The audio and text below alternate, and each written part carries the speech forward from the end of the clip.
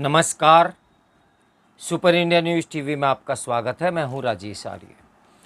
आइए देखते हैं आज का विशेष समाचार। युद्ध के मुहाने पर पश्चिम एशिया। यदि पश्चिम एशिया के हालात और ख़राब हुए तो इस क्षेत्र के विभिन्न देशों में रह रहे लाखों भारतीयों को निकालने की ज़रूरत पड़ सकती है। इजराइल की ओर से हिजबुल्लाह के सरगना नसरुल्लाह को मार गिराए जाने और लेबनान में सक्रिय इस संगठन के खिलाफ सैन्य कार्रवाई शुरू करने के जवाब में ईरान ने उस पर मिसाइलें दागकर पश्चिम एशिया की हालत और अधिक बिगाड़ने का ही काम किया है। अब यह लगभग तय है कि इजराइल ईरान को निशाना बनाएगा।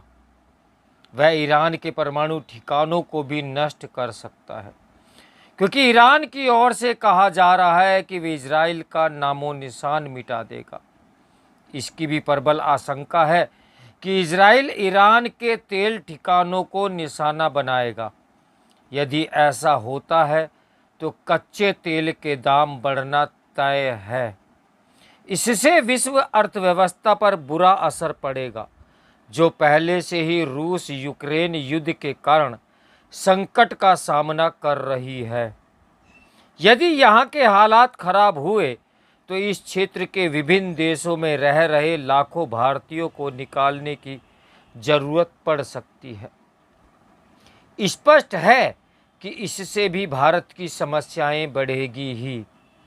पश्चिम एशिया तब से तनाव और युद्ध की आशंका से घिरा हुआ है जब से पिछले साल 7 अक्टूबर को फिलिस्तीन के गाजा इलाके में सक्रिय आतंकी संगठन हमास ने इजराइल में घुसकर भीषण हमला किया था। इस हमले में हमास के आतंकियों ने 1200 से अधिक इजरायली नागरिकों को मार दिया था और 200 से अधिक लोगों को बंधक बनाकर गाजा ले आए थे। इजराइल के लिए ये बहुत अधिक आघातकारी था।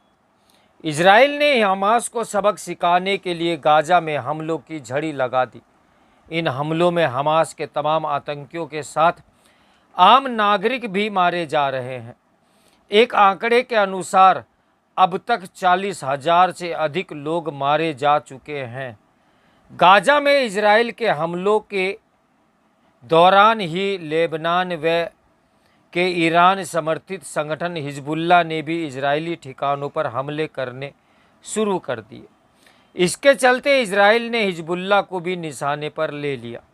इससे चिढ़कर ही ईरान ने इजराइल को अपना निशाना बनाया। ऐसा करके उसने इजराइल को खुद पर हमले का मौका दे दिया है। इजराइल के जवाबी हमले की आशंका से ग्रस्त ईरान के सर्वोच्च नेता आयतुल्ला अली खमेनेई भले ही इस्लामी जगत को एकजुट होने की नसीहत दे रहे हों और मुस्लिमों को इजराइल के खिलाफ भड़का रहे हों, लेकिन ये साफ है कि कतर को छोड़कर अन्य इस्लामी देश और विशेष रूप से अरब जगत के सुन्नी देश इस संघर्ष से दूर रहना चाहते हैं। इजराइल और इस्लामी देशों के बीच अविश्वास और तनाव का रिश्ता नया नहीं है। इजराइल और इस्लामी देशों में तभी ठन गई थी जब संयुक्त राष्ट्र की पहल पर 1948 में फ़लस्तीन कहे जाने वाले क्षेत्र में एक नए राष्ट्र के रूप में दुनिया भर से बिखरे यहूदियों के लिए इजराइल की स्थापना की गई। इजराइल से तमाम संघर्ष के बाद अधिकांश अरब देश इस नतीजे पर पहुंच चुके हैं कि वे उसका मुकाबला नहीं कर सकते, लेकिन ईरान और कतर जैसे देश अभी भी हमास और हिजबुल्लाह के जरिए इजराइल को निशाना बनाने की नीति पर ही चल रहे हैं।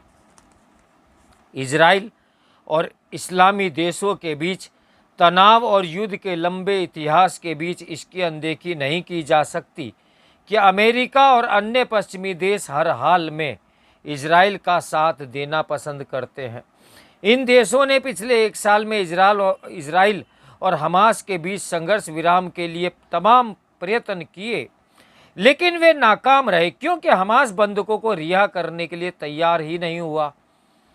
इजराइल की ओर से ईंट का जवाब पत्थर से देने की कठोर नीति अपनाने के बावजूद अमेरिका और उसके सहयोगी देश उस पर लगाम इसलिए नहीं लगाना चाहते क्योंकि वह अपने अस्तित्व के संकट से जूझ रहा है और ऐसा देश अपने शत्रुओं के प्रति नरम रवैया नहीं अपना सकता। इजराइल के आक्रामक रुख को देखते हुए विश्व के अनेक देशों की यह अपेक्षा उचित ही है कि वे संयम का परिचय दे, फ़लस्तीन को अलग देश के रूप में स्वीकारे और हमास एवं हिजबुल्लाह जैसे संगठनों को हथियारों के बल पर ख़त्म करने का इरादा छोड़े। लेकिन यह तभी संभव हो सकता है जब ईरान जैसे देश भी इस मुकालते से बाहर आएं कि वे इजराइल का अस्तित्व मिटाने में सफल हो जाएंगे। ईरान इजराइल के लिए खतरा बने हमास और हिजबुल्लाह का ही साथ नहीं देता, बल्कि सऊदी अरब के नाक में दम किए यमन के हाउती लड़ाकों की भी सहायता करता है। यही काम कतर भी करता है। हालांकि पश्चिमी देशों का ईरान पर कोई जोर नहीं, लेकिन वे कतर पर तो दबाव बना ही सकते हैं। वे इसमें भी सफल नहीं हो पा रहे हैं। ईरान के रवैये को देखते हुए अमेरिका ने पश्चिम एशिया में अपनी सैन्य उपस्थिति बढ़ा दी है। यदि इसका जवाब में रूस या चीन ईरान की मदद के लिए आगे आ जाते हैं तो पश्चिम एशिया विश्व की बड़ी शक्तियों का अखाड़ा बन जाएगा। चूँकि रूस और चीन विश्व के किसी भी क्षेत्र में अमेरिका का वर्चस्व कायम होता नहीं देखना चाहते, इसलिए ये दोनों देश हर उस देश के साथ खड़े हो जाते हैं जो अमेरिका के खिलाफ होता है। पश्चिम एशिया में शांति के आसार इसलिए नहीं दिखते क्योंकि संयुक्त राष्ट्र दोनों पक्षों के बीच कोई समझौता करा पाने में नाकाम हो रहा है। इस पर हैरानी नहीं कि संयुक्त राष्ट्र और उसकी सुरक्षा परिषद की प्रासंगिकता पर गंभीर प्रश्न चिन्ह लग गए हैं। सुरक्षा परिषद की नाकामी को देखते हुए भारत को पश्चिम एशिया में शांति समझौते के लिए सक्रिय होना चाहिए। एक तो भारत के संबंध इजराइल और ईरान दोनों से हैं और दूसरे दुनिया में भली भांति और अहिंसा के गांधीवादी विचारों के लिए जाना भी जाता है। ये विचार पश्चिम एशिया में शांति ला सकते हैं। इसकी भी अनदेखी नहीं कर सकते कि अनेक देश ये मान रहे हैं कि भारत अपने बढ़ते कद के चलते पश्चिम एशिया में शांति की प्रभावी पहल कर सकता है। ये भारत के बढ़ते प्रभाव का ही प्रमाण है कि अनेक प्रमुख देश उसे सुरक्षा परिषद का स्थायी सदस्य बनाने की ज़रूरत भी जता रहे हैं। देखिए आगे चलकर होता क्या है। तो मेरे साथ बने रहें सुपर इंडिया न्यूज़ टीवी की ब्रेकिंग न्यूज़ के लिए। नमस्कार, मैं हूं राजेश आर्या।